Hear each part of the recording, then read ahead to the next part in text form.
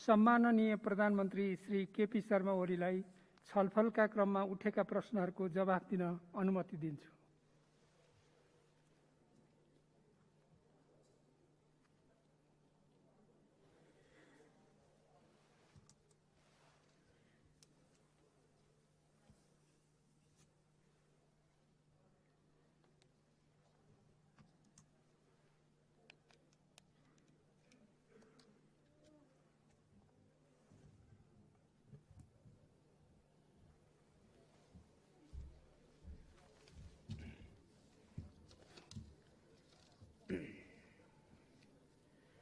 सम्माननीय सभामुख महोदय,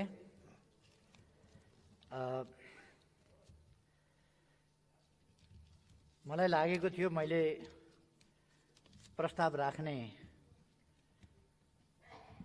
क्रममा र विश्वासको मत माग्ने क्रममा जुन विचारहरू राखेको थिएँ त्यसबाट सबै दल र माननीयजीहरूमा स्पष्टता आयो भन्ने मैले ठानेको थिएँ। तर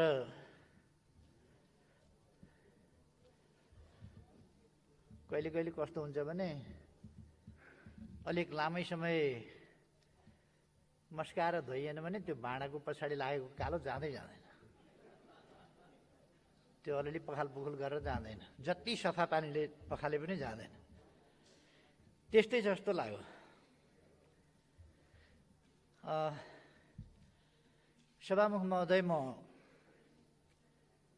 निवेदन गर्न चाहन्छु, आज झुटमुट बोलेर उत्तेजनात्मक कुरा गरेर अहिले यस्तो असहज स्थितिबाट कोभिड-19 को अवस्थाबाट देश गुज्रिरहेको बेला देशमा तनाव बढाउने, अनेकतातर्फ देशलाई लाने, वैमनस्यता र कलहतिर देशलाई लाने परिस्थिति होइन।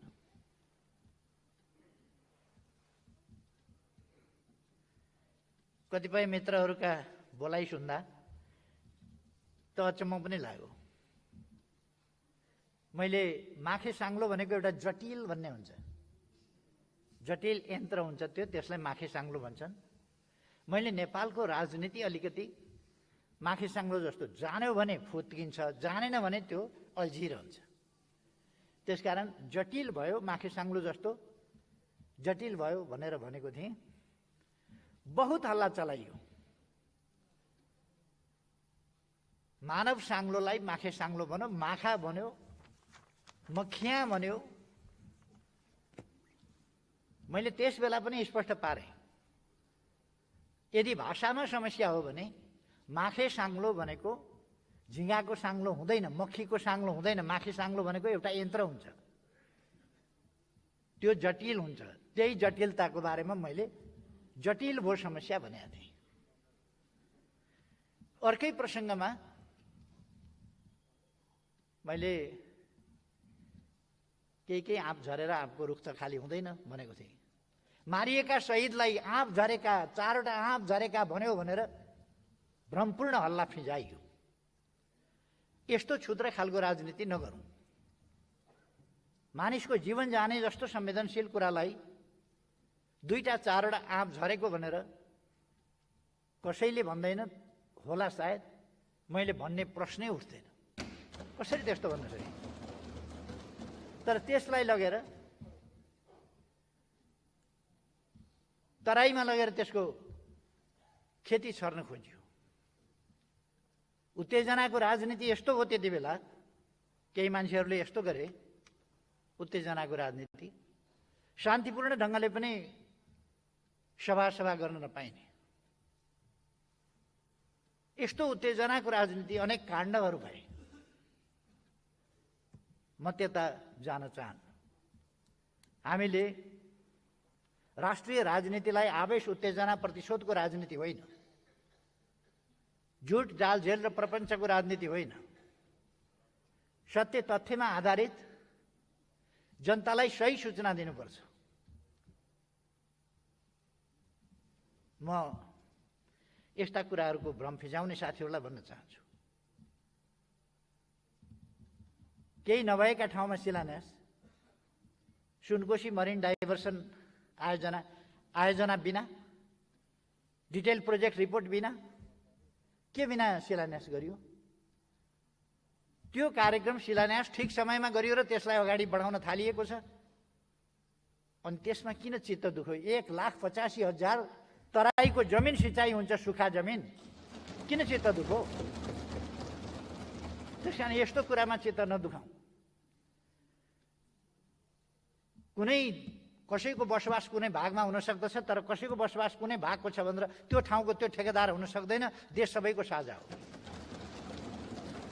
कोही पहाडको ठेकेदार, कोही तराईको ठेकेदार, कोही पश्चिमको ठेकेदार, कोही पूर्वको ठेकेदार हुँदैन। यो देश विकास गर्ने हामी सबैको जिम्मेवारी हो र सबैले उसै गरी लिनुपर्छ। देशभरिका जनता हामी सबै दाजुभाइ दिदीबहिनीहरू हौँ। त्यो भावनाका साथ जानुपर्छ। एक आपसमा वैमनस्यता, घृणा फैलाउने होइन। मैले अघि नै भने आवश्यक सुधारहरू गर्दै जाउँ। संविधानमा केही छ भने त्यो पनि सुधार गर्दै जाउँ। सुधार गरौँ, संशोधन गर्नु छ भने गरौँ। त्यो पनि मैले राखेको छु। म धेरै कुराहरू त्यति भनिरहनु आवश्यक ठान्दिनँ, तर मिथ्या राजनीति नगरौँ। देशलाई बनाउने कुरा गरौँ। विभेदहरू थिए हिजो, ती विभेद आज हामीले मेटाउनुपर्छ, मेटाउँदै जानुपर्छ। हिजो कुनै विभेद थियो भनेर त्यही विभेद बोकेर अथवा हिजोको विभेदको गीत गाएर होइन, आज यथार्थमा विभेदलाई अन्त्य गर्दै जानुपर्छ, विभेद सिद्ध्याउँदै जानुपर्छ। त्यसकारण विभेद सिद्ध्याउने प्रयासमा यो सरकार लागेको छ। असमानता र विभेदको अन्त्य गर्ने, भेदभावको अन्त्य गर्ने त्यस काममा सरकार लागेको छ। यस काममा सबैको सहयोगको म अपेक्षा गर्छु। आज तनाव बढाउने होइन, तानातान बढाउने होइन, मिथ्या आरोपको खेती गर्ने होइन। हामीले एउटा समृद्धितर्फको अभियान मजाकको विषय होइन, तुक्का मिलाउने विषय होइन यो, तर समृद्धितर्फको अभियानलाई हामीले साझा अभियानको रूपमा आज अगाडि बढाउन सक्नुपर्छ।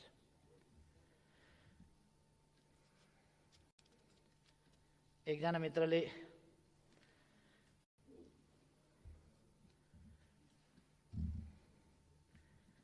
लोकतान्त्रिक प्रणालीको बहुत जोरदार वकालत पनि गर्नुभयो, चिन्ता पनि गर्नुभयो। 10-15 वर्ष अगाडि लोकतन्त्रका विरुद्ध लडाइँकै मैदानमा हुनुहुन्थ्यो क्या र? हामी सम्झाउँदै थियौँ लोकतन्त्रका लागि सहमत हुनुहोस्, आउनुहोस् भनेर। आज लोकतन्त्रको यत्रो तरफदारी गर्दा मलाई एकदम खुसी लागेको छ। धन्यवाद भन्न चाहन्छु। संविधान सुरक्षित छ भनेर सोध्नुभएको छ। संविधान कसरी असुरक्षित हुने? अब संशोधन, आवश्यक संशोधन गर्दा असुरक्षित हुँदैन। मैले भनेको त्यति छु। आवश्यक परेका ठाउँमा यस देशलाई मिलाएर लानका लागि, यस देशका जनताका समस्या, माग, चाहना, इच्छा, आकांक्षा र विकासका आवश्यकतालाई सम्बोधन गर्नका लागि संविधानमा आवश्यक पर्यो भने संशोधन गर्न सकिन्छ। तर संविधान मिचिँदैन, मिच्न हुँदैन। संविधानको कार्यान्वयन गर्नुपर्छ संवैधानिक ढङ्गले।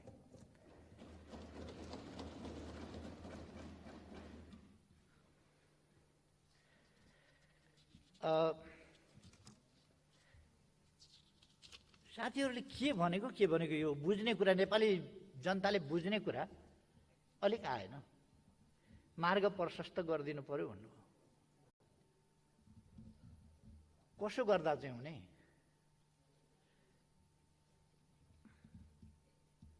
अब आज यहाँ कुरा आयो, तपाईलाई यस सदनले विश्वास दिँदैन भनेर मलाई त्यस्तो लाग्दैन। तर पनि कुरा सुन्दा हो कि जस्तो पनि अलिअलि लाग्यो। कहिले कहिले देशको आवश्यकता एकातिर हुन्छ र गणित, संसदीय गणित अर्कातिर हुन्छ। यो यथार्थ हो। राजनीति गर्ने मान्छेहरूले त्यो बुझेका हुन्छ। देशको आवश्यकता र संसदीय गणितका बीचमा फरक पर्छ। र चुनाव हुँदा लोकतन्त्र पनि खतरामा पर्दैन, संविधान पनि खतरामा पर्दैन। त्यसो भए त बेलायतमा अस्ति पर्यो, इजरायलमा अहिले परिराखेको छ। बोरिस जोन्सनले अस्ति भर्खर चुनाव गराउनु, संसद विघटन भयो। बेलायतमा लोकतन्त्र खतरामा पर्यो, लोकतन्त्र समाप्त भयो, हाम्रो हत्या भयो, हत्या गरिदियो। बोरिस एल्सिमले कोही रुँदै कराउँदै हिँडेन, चुनावमा गए, फेरि चुनावबाट छानिएर आए। यस्तो प्रक्रियाहरू हुन्छ लोकतन्त्रमा। बढ्ता ढिलो भयो भने अब 1.5 वर्षमा त चुनाव हुनुपर्छ। अब 1.5 वर्षमा त संसदको समय सिद्धिन्छ। के संसदले, संविधानले हाम्रो हत्या गरे हो त? त्यसो गर्दा हत्या भयो? त्यसरी कसैको हत्या हुने होइन। त्यस्तो अपव्याख्या गर्नु कुनै जरुरी छैन। यसभन्दा अगाडि पनि थुप्रै पटक त्यो भएको छ। अब आज साथीहरूले भन्नुभयो संविधान बनाउँदाको मर्म सम्झिनु भयो। संविधान बनाउँदाको मर्म अनुसार 5 वर्ष चल्नुपर्छ भन्ने त ठिक छ, 5 वर्ष चलाउँ न त। मैले भोट मागेको छु त, विश्वासको मत चलाउँ भनिराखेको छु त। 5 वर्ष नचलाउँ भने अब त सुरुका राजीनामा लेखेर फ्याँकिदिन्थेँ होला नि त मैले। किन राजीनामा नदिएको भन्दा 5 वर्ष चलाउँ, ठ्याक्कै मिलेको छ नि कुरो एउटै छ। 5 वर्ष चलाउँ, पटक पटक अस्थिरता ननिम्त्यौँ, स्थिरता दिउँ। 5 वर्ष चलाउँ, मत दिनुहोस्। मिलेर काम गरौँ, मत दिनुहोस्। संसद विघटन होला कि फेरि भन्ने चिन्ता छ। ए बाबु मत दिनुहोस् न, कसरी विघटन हुन्छ? आफै मत नदिकन विघटनतिर धकेल्ने, आफै विघटनतिर धकेल्ने, अनि अर्कालाई अब्जस लाउने। अनि भिरका टाउकाबाट उँधोतिर हाम फाल्ने, अनि गुरुत्वाकर्षणलाई दोष लाउने। तपाईँ डिलमा गएर उँधो हाम नफालेसम्म गुरुत्वाकर्षणले तान्या त थिएन नि। गुरुत्वाकर्षणले त्यति बेर तान्छ, यहाँ डिलबाट गएर उतापट्टि हाम फालेपछि। हाम नफालौँ, विश्वासको मत दिउँ, स्थिरताको पक्षमा काम गरौँ। भाषा एउटा, काम अर्को, व्यवहार एउटा, कुरा अर्को नगरौँ। त्यसकारण संसदको स्थायित्वका लागि मुद्दा लडेर फिर्ता ल्याएको संसद बचाउँ न, बचाउँ, भोट दिउँ। एउटै प्रधानमन्त्री रहोस् भनेर 2 वर्ष त अविश्वासै राख्न नपाउने व्यवस्था गरिएको छ। ठिक भन्नु, संसदले त्यो व्यवस्था गरिएको छ। मैले समस्या भनेछु, त्यसलाई फेल खुवाइदिउँ न त। समस्या भनेछु मैले, फेल खुवाइदिउँ, भोट दिउँ, समस्या भनेको फिर्ता लिन्छु, भोट दिउँ न त। तर अनि काम चाहिँ उही भएपछि म गरौँ के?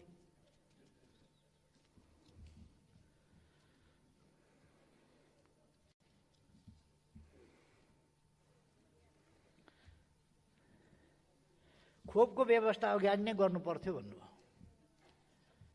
यो के भनेको? कोभिड लाग्नभन्दा अगाडि कि खोप बन्नभन्दा अगाडि कि कहिले गर्नु पर्थ्यो? खोप त हामीले खोप बनाउन सक्ने अवस्था थिएन। अर्कोले खोप लगाउँदा अघि नै मैले भने दक्षिण एसियामा भारतभन्दा पछि दोस्रो देश हामी हौँ जसले खोप सुरु गर्यो। हामी नै हौँ दोस्रो देश जसले खोप सुरु गर्यो। अनि त्योभन्दा अगाडि कहिले गर्नु पर्थ्यो? भारतले आफू लगाउन थाल्ने बित्तिकै हामीले गर्यौँ। अहिलेसम्म भारतबाट हामीले 10 लाख सहायतामा प्राप्त गर्यौँ। चीनबाट हामीले 8 लाख सहायतामा प्राप्त गर्यौँ। 20 लाख हामीले $4 का दरले किन्यौँ। यो सोझै कम्पनीसँग सरकारले डिल गरेर खरिदिया हो। यसमा कहीँ कतै भ्रष्टाचार छ भन्ने मलाई लाग्दैन। छ भन्नुहुन्छ तब पनि छ भन्नुहुन्छ भनेदेखि छानबिन गरौँ न त। $4 भन्दा बढी यो त इन्टरनेसनली जाहेर भएको मूल्य होला नि, इन्टरनेसनल्ली थाहा भएको मूल्य होला नि, ग्लोबल्ली हामी सबैले मूल्य हेर्न सक्छौँ होला नि। त्यो कहाँनेरि सरकारले चाहिँ त्यसमा गर्यो? अनि यो पर्सेप्सन जनतामा यस्तो बेलामा गलत भ्रम नफिजाउँ। हामीले जम्मा 20 लाख डोज खरिद गरेका छौँ। जम्मा 2 पल्ट गरेर ल्याउँदैछौँ। $4 का दरले किनेका छौँ। यो सार्वजनिक छ, अरू किनेको छैन। अब आउन ढिला भएको चाहिँ व्यापारीहरूको, कमिसनखोरहरूको यहाँ यसबारे मलाई जानकारी भएन। जानकारी भएका मित्रहरूले मलाई जानकारी गराइदिनु भयो भने त्यस्तोमा कारवाही गर्छु मैले।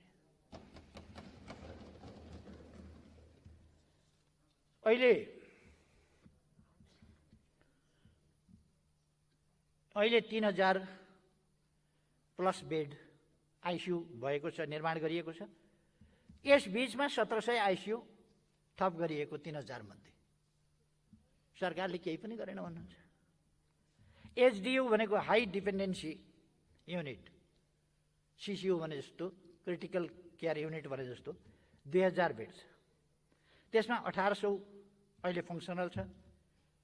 यो पुरै नयाँ स्थापना गरिएको, पहिले थिएन। सरकारले केही पनि गरेन।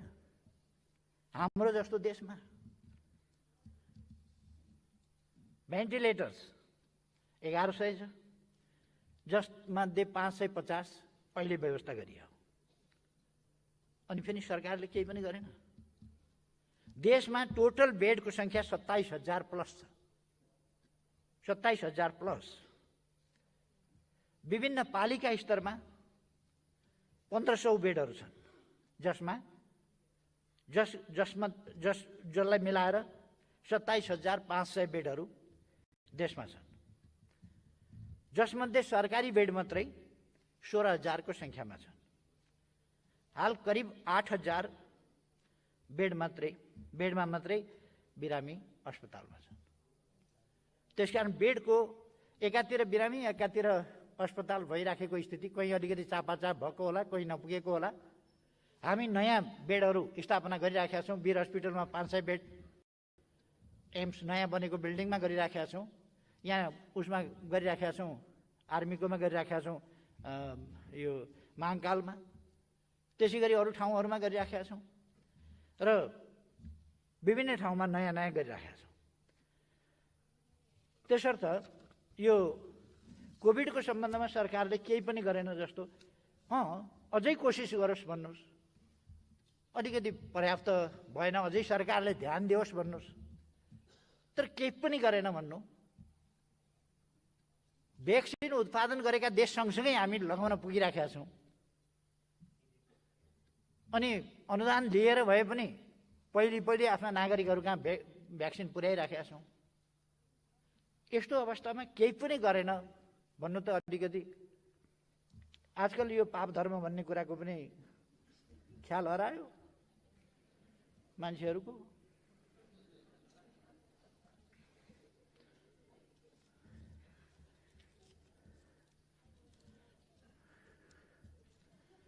अर्को मलाई आरोप आयो, धरारा तयारै भएको थिएन।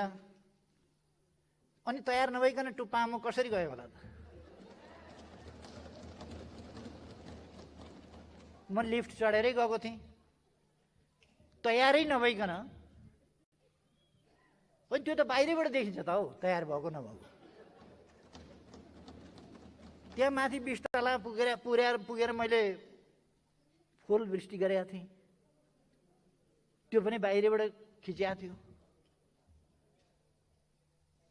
धरारा बनेको छैन भन्ने जो मान्यजीहरूलाई लाग्छ, भोलि जानुहोस् र धरारा चढ्नुहोस्। कृपया यो कुरा सुनेर भ्रममा नपर्नुहोस् है। धरारा बनेकै छैन भन्ने होइन, बनेको छ। त्यसको 2 पार्ट छ। कार पार्किङको सेक्सन अर्को छ, गार्डनको सेक्सन अर्को छ। त्यो गार्डन, कार पार्किङ आदि इत्यादि बेग्लै कुरा हो। त्यो धरहरा बेग्लै कुरा हो। धरहरा बनिसकेपछि मैले उद्घाटन गरेँ। धरहरा उद्घाटन भयो, उद्घाटन गरियो, परैबाट देखिन्छ। अनि त्यसमा दुख बनाऊ किन भनेको, अस्ति एकजना मित्रलाई मैले होटलमा भेटघाट थियो, यसो धरहरा, उहाँ नआइपुगेको बेला धरहरातिर हेर्दै थिएँ, आइपुग्नुभयो। यहाँबाट पनि सजिलो राम्रोसँग देखिँदो रहेछ धरारा भने उहाँले पछि भाषण गर्नुभयो, मलाई धरारा देखायो, मलाई धरारा देखायो के बिउले। धरारा देखाउनु नहुने कुरा हो र?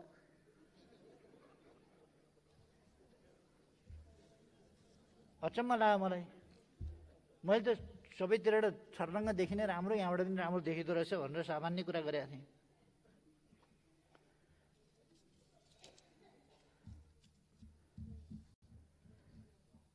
सदन उपसभामुख बिइन्छ भन्नुभयो। यही रोस्टममा उभिएर नेपाली कङ्ग्रेसले हामी टपरी थाप्दैनौँ, हामीलाई उपसभामुख चाहिँदैन भन्नुभयो। यतातिरको बेन्चले, पल्ला छेउको बेन्चको पनि एकजना साथीले बोल्नुभयो, हामीलाई किन जिद्दी गर्नुहुन्छ, किन कर लाउनुहुन्छ, हामी बन्दैनौँ। भर्खर मभन्दा अगाडि बोल्दै गर्ने मान्यजीले पनि भन्नुभयो, हामीलाई चाहिँदैन। आग्रह गरियो, बनिदिनुहोस् न। उहाँले षड्यन्त्रको रूपमा बुझ्नुभयो। हाम्रो राजनीति भन्ने एकै सांसद, त्यो एकै सांसदलाई पनि उपसभामुख बनाएर चुप लगाइदिने भए यो हाम्रो मुख बन्द गराउने षड्यन्त्र भयो। यो षड्यन्त्रको भण्डाफोर गर्न म सभामुख हुन्न। अब राजनीति विश्लेषण त जताबाट गर्दा पनि हुँदो रहेछ। अनि एउटै पार्टीको बन्न नहुने, त्यस बेला पहिले पार्टी फुटाए भए पनि त हुन्थ्यो नि। फेरि त्यो पहिले पार्टी पनि फुटाउनु भयो नि साथीभाइले। एउटै पार्टीको बन्न नहुने संवैधानिक व्यवस्था, अर्को पार्टीको खोज्दा कोही पनि नभेटिने। अब हामीले बनाउन नखोजे जस्तो। अब अस्ति नै संसद चलेपछि एउटा पार्टीको सभामुख भएपछि अर्को पार्टीको उपसभामुख बनाऊ भन्नु पर्दैन थियो। खैर, यतापट्टि हाम्रो चाहिँ नै म एउटा कुरा राख्न चाहन्छु। अध्यादेश संवैधानिक व्यवस्था हो, यो स्मरण राखौँ। अहिले लोकसेवा आयोग रिक्त रहेको स्थिति छ। कर्मचारी प्रशासन ठप्प रहने र प्रमोसन केही पनि नहुने स्थिति छ। समय पुगेर पनि गतिशील हुनुपर्ने संस्था पुरै गत्यावरोधमा जाने त्यो अवस्था छ। त्यस स्थितिलाई हामीले अन्त गर्नु पर्यो। संसद बसिरहेको छैन। त्यस्तो अवस्थामा सुनवाई गर्ने त सुनवाई समिति छ नि त। सुनवाई समिति छ भने अध्यादेश ल्याएर सुनवाई समितिमा जान्छ। अर्को कुनै अध्यादेश त यसै सामान्य संसदमा पेश हुने हो, संसदले छलफल गर्छ, उपयुक्त छ भने स्वीकार्छ, छैन भने अस्वीकार गर्छ, फेरि पुरानै कानुनमा फर्किन्छ। त्यसो भएर यो कुनै असंवैधानिक अपराध गरो अध्यादेश ल्याउने जस्तो कुरा होइन। तर एसिड आक्रमण जस्तो कुरा, त्यसका विरुद्धको कडा कानुन बनाउने कुरा, जनताको चर्को माग, बलात्कार जस्ता अपराधमा संलग्नहरूलाई कडा कारवाही गर्ने कुरा, त्यस सम्बन्धी माग जस्ता विषयहरूलाई ल्याएर अध्यादेश जारी गरिएको थियो। त्यस सम्बन्धमा कारवाही अगाडि बढाइएको थियो। महिला हिंसा विरुद्ध हो, एसिड आक्रमण विरुद्ध हो, बलात्कार जस्ता घटनाहरू रोक्नका लागि हो। र संविधानले संसदको अधिवेशन चलेको पहिलो दिन नै, पहिलो बैठकमा नै सरकारले त्यो पेश गर्नुपर्छ। म धेरै कुरा भन्न चाहन्न। त्यो संवैधानिक उत्तरदायित्व सरकारलाई वहन गर्न दिइएन। कोही छोडेर हिँड्ने, कोही वेल घेर्ने, कोही नारा लाउने। कति संसदीय अभ्यास हामी गर्दैछौँ, कति संविधानको पालना गर्दैछौँ भन्ने साथीभाइहरूले धेरैपल्ट भन्नुभयो। छातीमा हात लाएर, छातीमा हात राखेर बोल, छातीमा हात राखेर बोल, धेरैपल्ट भन्नु। त्यसो भन्ने साथीहरूलाई म भन्न चाहन्छु, शब्द मात्रै होइन, यो हाडमासुको हात यसो छातीमा राखे झैँ गर्ने मात्रै होइन, इमानको छातीमा हात राखेर सोध्नुहोस् आफैलाई, इमानको छातीमा हात राखेर।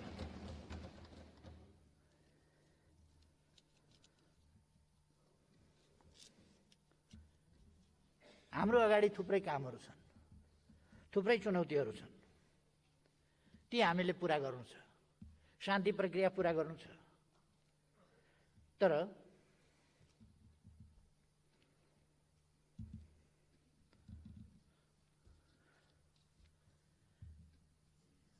अहिले विश्वासको मत किन लिनु पर्यो भन्नुभयो साथीहरूले।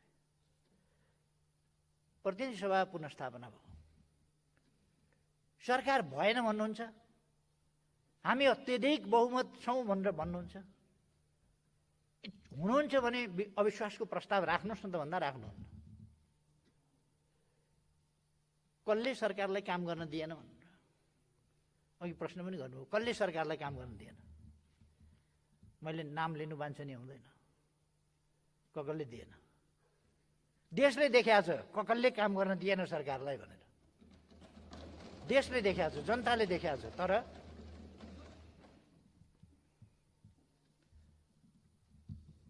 मैले किन भन्नु पर्यो?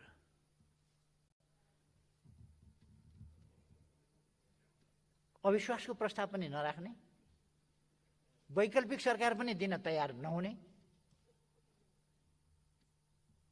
नेपालीमा हलो अड्काउने गोरु पड्काउने भन्छ त्यसलाई। काम गर्न समर्थन पनि नगर्ने। अब म राजीनामा गर्थेँ नि, अब बहुमत छ आफूसँग, कसरी राजीनामा गर्ने?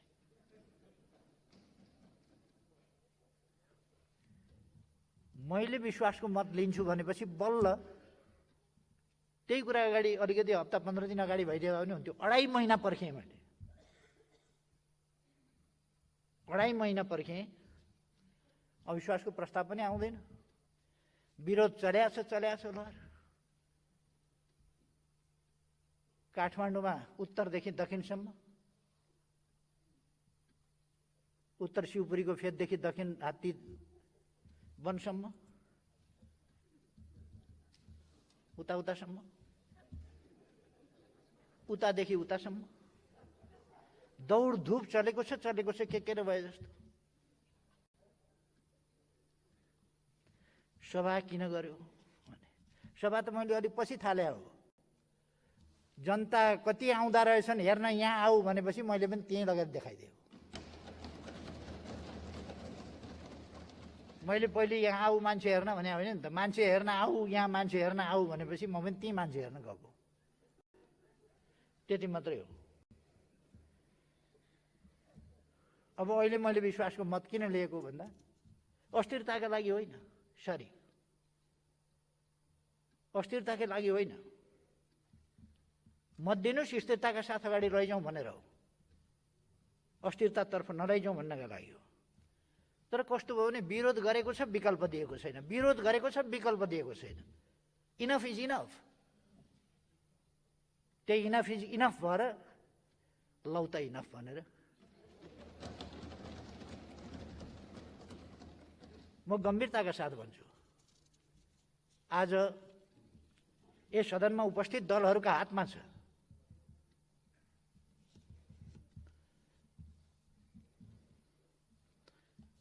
एउटा चर्चित भनाइ छ, कुराले चिउरा बित्दैन। हामीले स्थिरता चाहेको हो भने, हामीले स्थायित्व चाहेको हो भने, हामीले सहयात्रा र सहकार्य चाहेको हो भने त्यस अनुसारको बाटो लागौँ न। होइन भने संविधान अनुसार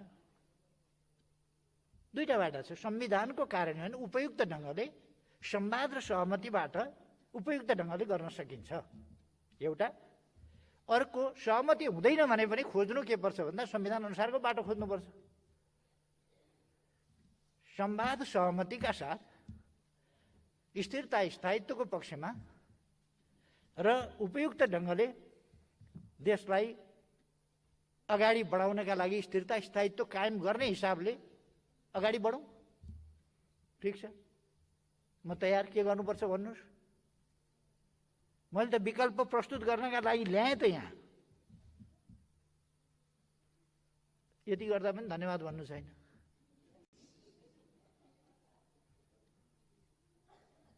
अब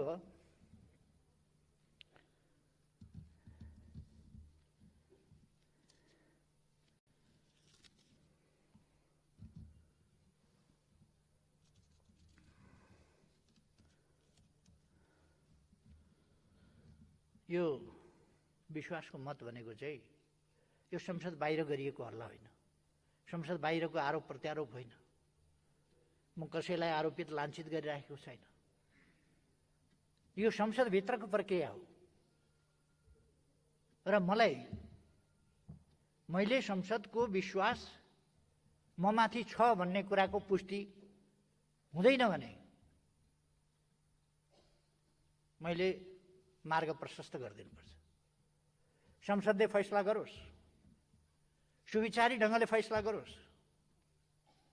मैले सरकारको नेतृत्व गर्न जरुरी छ कि छैन, संसदले आदेश दियोस्। आज छैन भने मार्ग प्रशस्त, संसदको आदेशसँगै मार्ग प्रशस्त भइहाल्छ। त्यसकारण यो कुनै जालझेल षड्यन्त्र टिक्रम होइन। म त यस गरिमामय संसदका अगाडि आएको छु स्थायित्वका लागि, स्थिरताका लागि, सहमति र सहकार्यका साथ देशलाई अगाडि बढाउनका लागि। सबभन्दा ठुलो पार्टीको हैसियतले पनि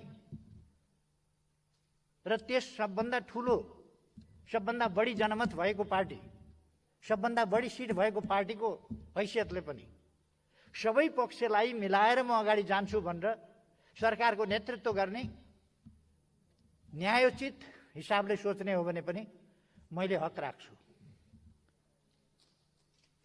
त्यसकारण मैले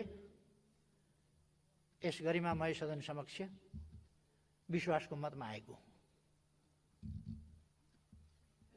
तर अलिअलि परिस्थिति मैले पनि देखेको छु।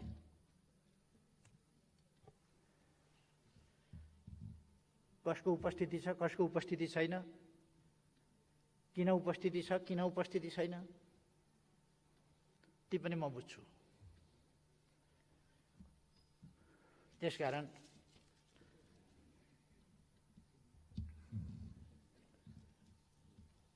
यहाँ आशंका पनि कतिले व्यक्त गर्नुभयो, फेरि विघटनका लागि बाटो बनाउन त होइन भनेर। त्यो षड्यन्त्र चकनाचुर पारिदिनुहोस् न, भोट दिएर खत्तम बनाइदेऊ न। कहीँ कदाचित त्यस्तो रहेछ भने ध्वस्त बनाइदेऊ, खर्लाम खुर्लुम भोट हालिदेऊ। ल त कसले गर्दो रहेछ विघटन?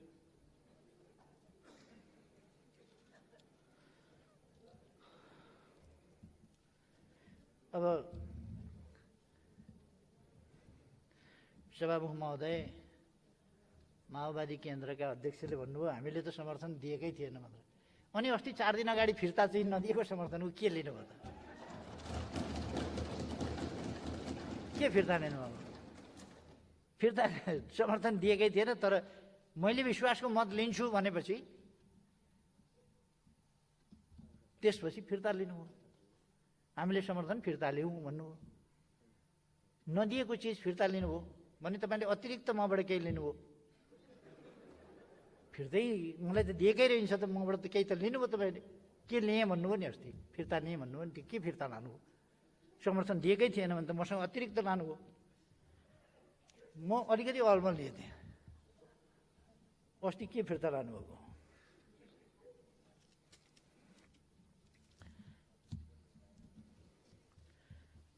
सभामुख महोदय, आज देशले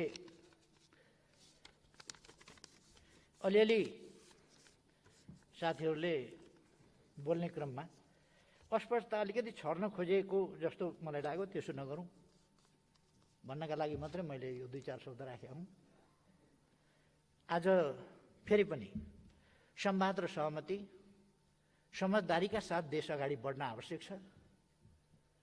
फेरि पनि भनाइमा उच नीच यताउता कसले कति गर्यो, कमसेकम हिजोका कुरा छोडेर अब अगाडि बढौँ त। अगाडि बढ्न त हामी हिजो पनि सकेका हौँ नि।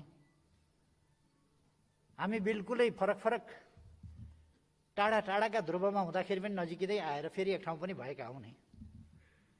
हामी एउटा सिस्टमभित्र छौँ, एउटा संविधानभित्र छौँ, एउटा व्यवस्थाभित्र छौँ, एउटा व्यवस्थाभित्र छौँ।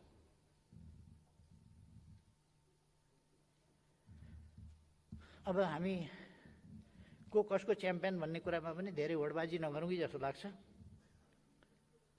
त्योभन्दा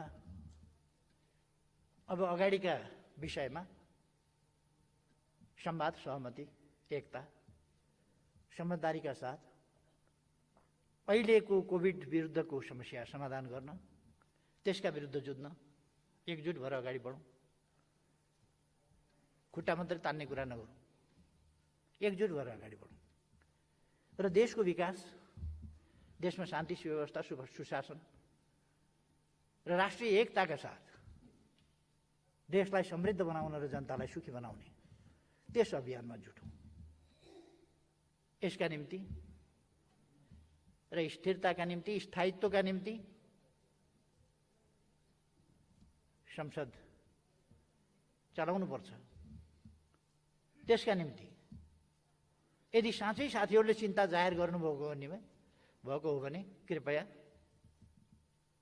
मेरो प्रस्तावको पक्षमा मतदान गर्नुहोस्। म फेरि पनि आग्रह गर्न चाहन्छु, मतदानको पक्षमा प्रस्तावको पक्षमा मतदान गर्नुहोस्।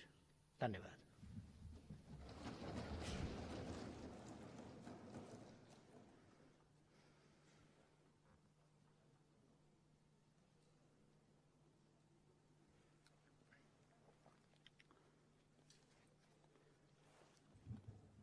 माननीय